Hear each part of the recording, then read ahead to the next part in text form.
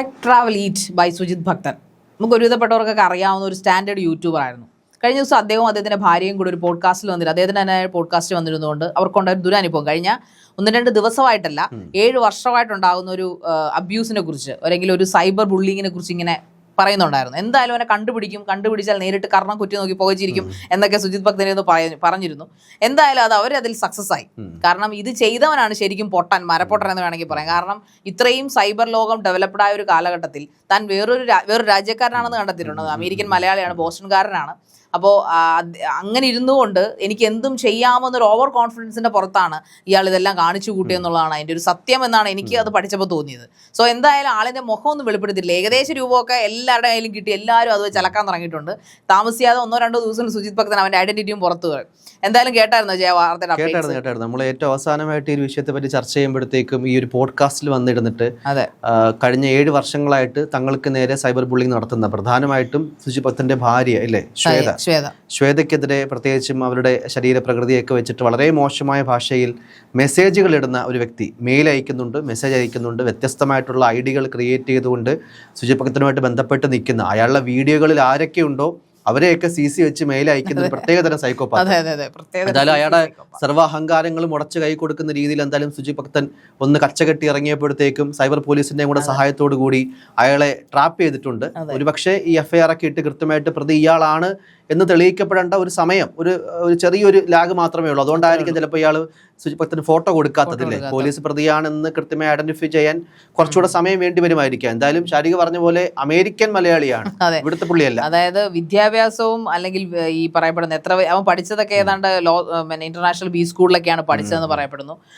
എന്തായാലും സംഭാഷണവും സ്ലാങ്ങും വോയിസ് റെക്കോർഡൊക്കെ സുജിത് ഭക്തൻ പുറത്തു വിട്ടിട്ടുണ്ട്, അപ്പന്റെയും മോന്റെയും.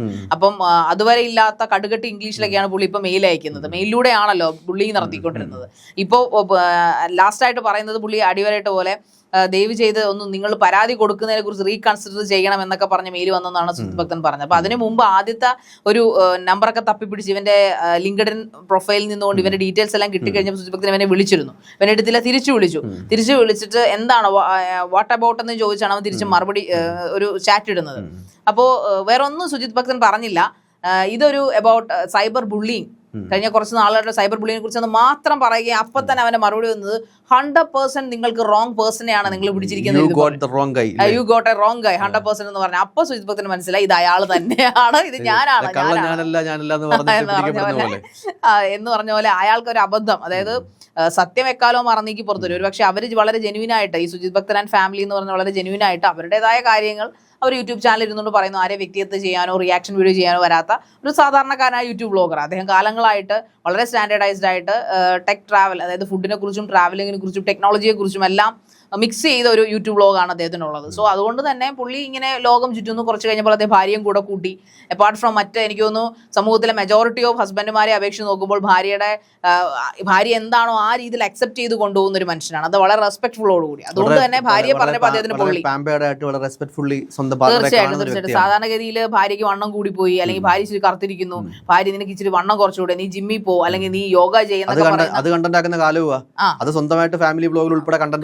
കാലത്തിൽ നിന്ന് വ്യത്യസ്തനായ ഒരു മനുഷ്യനാണ്. എന്താണോ ശ്വേത, ആ ശ്വേതയെ അതേ ബ്യൂട്ടിഫുൾ ആയിട്ട് അയാളുടെ കണ്ണുകളിലാണ് ബ്യൂട്ടി. ശരിക്കും പറഞ്ഞാൽ കാണുന്നവരുടെ കണ്ണിലാണ് സൗന്ദര്യം എന്ന് പറയുന്ന ഒരു ഉത്തമ ഉദാഹരണമാണ് സുജിത് ഭക്തൻ. കാരണം ശ്വേതയെ അദ്ദേഹം അതിനകത്ത് എടുത്തു പറയുന്നുണ്ട്, എന്നെ എന്ത് വേണേലും പറഞ്ഞോളൂ, പക്ഷെ എന്റെ ഫാമിലി ഇൻക്ലൂഡ്സ് വൈഫ് ആണല്ലോ. വൈഫിനെ പറഞ്ഞപ്പോഴാണ് പുള്ളിക്ക് അത്രയും പൊള്ളി. അതുകൊണ്ട് തന്നെയാണ് പുള്ളി കച്ചകെട്ടിയത്. പുള്ളി അവിടെ നിന്ന് വെല്ലുവിളിച്ചായിരുന്നു, നീ ഇനി ഏത് ലോകത്തിന്റെ അടകടാകത്തിൽ പോയി ഒളിച്ചിരുന്നാലും ഞാൻ നിന്നെ തേടി വരും എന്ന് പറഞ്ഞു.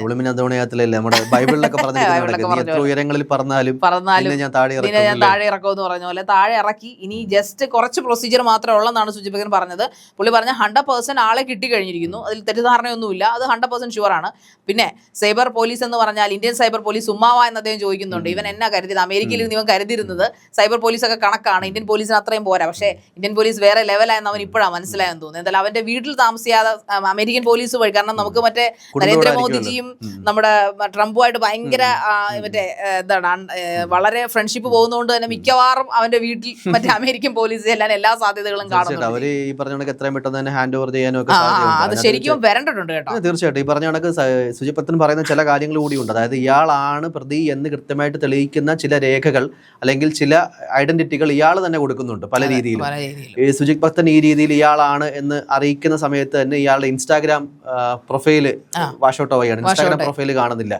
നീ എന്തൊരു ഭീരുവാടാ, നീ ഇത്രയൊക്കെ ഉള്ളൂ എന്നൊക്കെ ചോദിച്ചിട്ട് തിരിച്ച് മെസ്സേജ് അയക്കുമ്പോൾ കുറച്ച് കഴിയുമ്പോഴത്തേക്ക് വീണ്ടും ആക്ടിവേറ്റ് ചെയ്യുന്നുണ്ട്.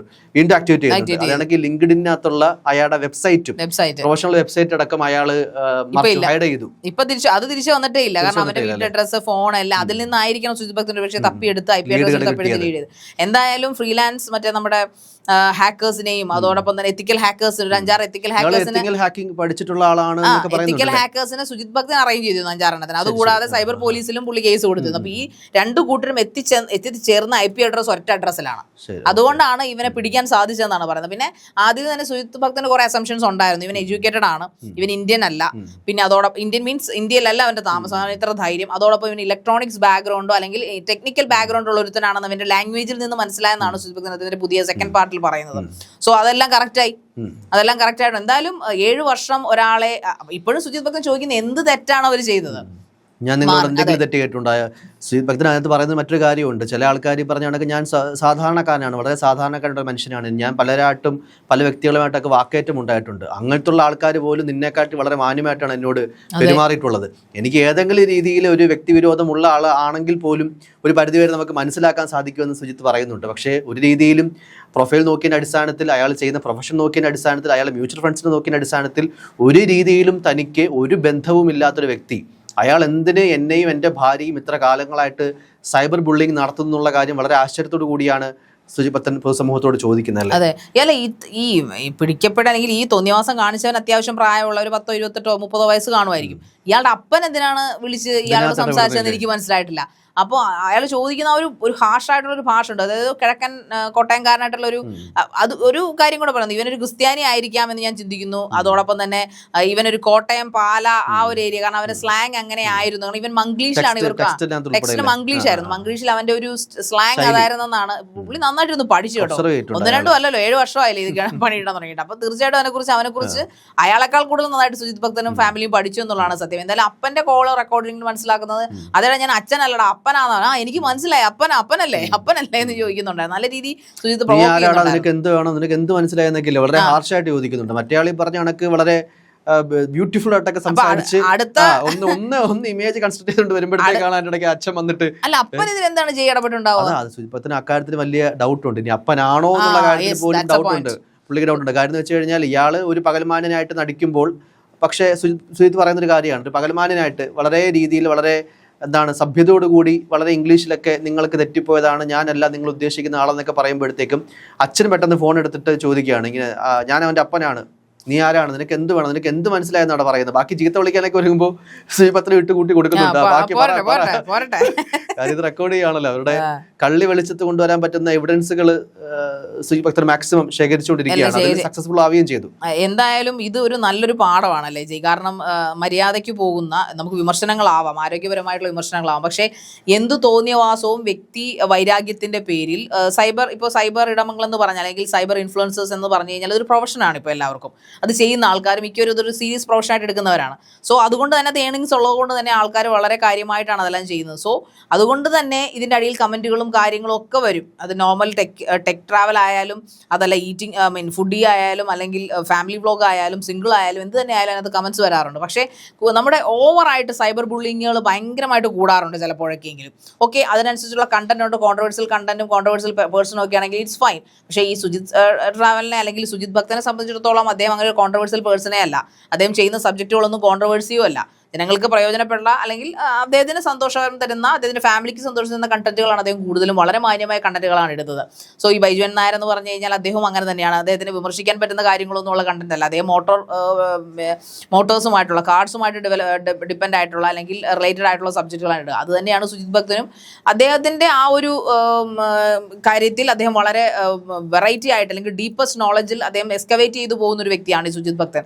സോ അദ്ദേഹത്തെയൊക്കെ തെരഞ്ഞു പിടിച്ച് സൈബർ ബുള്ളിങ് ചെയ്യുക ചെയ്യുക, അദ്ദേഹത്തെ കൂടാതെ അദ്ദേഹത്തിന്റെ ഭാര്യയെ ചെയ്യുക, അതുകൂടാതെ CC വെച്ച് നേരത്തെ ജയ് സൂചിപ്പിച്ച പോലെ തന്നെ നാട്ടുകാർക്ക് മുഴുവൻ അയച്ചു കൊടുക്കുക, അല്ലെങ്കിൽ ആരൊക്കെയായിട്ടാണോ സുജിത്ത് കൊളാബ് ചെയ്യുന്നത്, അല്ലെങ്കിൽ ഈ ബിസിനസ്സുമായിട്ട് കണക്ട് ആയിട്ടുള്ള ആൾക്കാർ ആരുമായിട്ടാണോ ചെയ്യുന്നത് അവരെയൊക്കെ അറിയിക്കുക എന്ന് പറയുമ്പോൾ എന്താണ് ശരിക്കും എനിക്കും വലിയ ഒരു താല്പര്യമുണ്ട് കേട്ടോ. ഇയാളെ പിടിച്ചു കഴിയുമ്പോൾ എന്തായിരിക്കും ഇയാളെ ആരാന്ന് അറിയുന്നതിനേക്കാൾ കൂടുതൽ അയാളുടെ മുഖം അറിയണ്ട, എന്തായിരിക്കും അയാളുടെ മോട്ടീവ്, ഒരു വെറും വട്ടനായിരിക്കും അയാൾ, അതോ എന്തെങ്കിലും ഇത്ര വിദ്യാഭ്യാസമുള്ള ആളാണ്, കാര്യം മാനസികപരമായിട്ട് പറഞ്ഞ അത് മാത്രമല്ല ചെയ്യും പല IPL ക്രിയേറ്റ് ചെയ്യാനുള്ള ബുദ്ധിയൊക്കെ അയാൾക്ക് ഉണ്ടെങ്കിൽ അയാൾ ഈ IT മേഖലയിൽ ഭയങ്കര എക്സ്പെർട്ട് ഉള്ള ആളാണ് പറയുന്നുണ്ട്.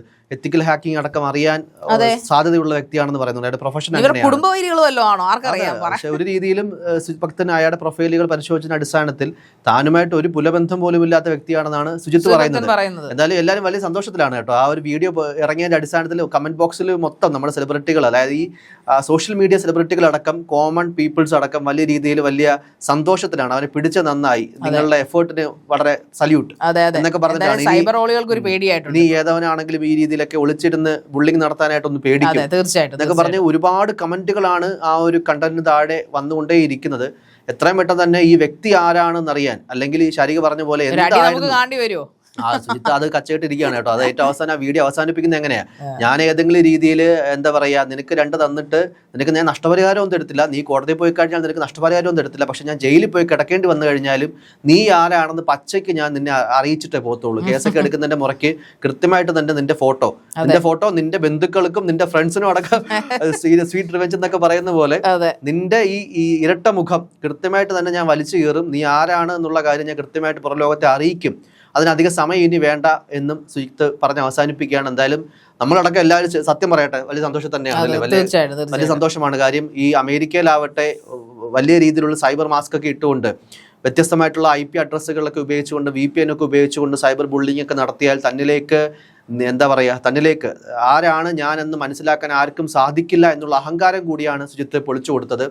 എന്തായാലും എല്ലാ ഈ സൈബർ കമന്റ് ചെയ്യുന്ന ആൾക്കാർക്കും, വളരെ മോശമായിട്ട് സൈബർ ബുള്ളിങ് നടത്തുന്ന ആൾക്കാർക്കും, അവരുടെ ഫ്രസ്ട്രേഷനും അവരുടെ ജീവിതത്തിൽ നിരാശയും ഒക്കെ മറ്റുള്ളവരുടെ മേൽ അടിച്ചേൽപ്പിക്കുന്ന, അല്ലെങ്കിൽ അവരുടെ മാനസികമായിട്ട് അവരെ തകർക്കുക എന്നുള്ളൊരു സൈക്കിക് വൈബോട് കൂടി പ്രവർത്തിക്കുന്ന എല്ലാവർക്കും വലിയൊരു ഗുണപാഠമായിട്ട് ഇത് മാറട്ടെ. എത്രയും പെട്ടെന്ന് സുജിത്തിൻ്റെ കുടുംബത്തെയും ടാർഗറ്റ് ചെയ്തുകൊണ്ട് 7 വർഷമായിട്ട് അവർക്കെതിരെ സൈബർ ബുള്ളിങ് നടത്തുന്ന ഈ പകൽമാന്യൻ, ഈ അമേരിക്കക്കാരൻ മലയാളിയുടെ മുഖം കാണാൻ വേണ്ടി കാത്തിരിക്കുകയാണ് മലയാളികൾ.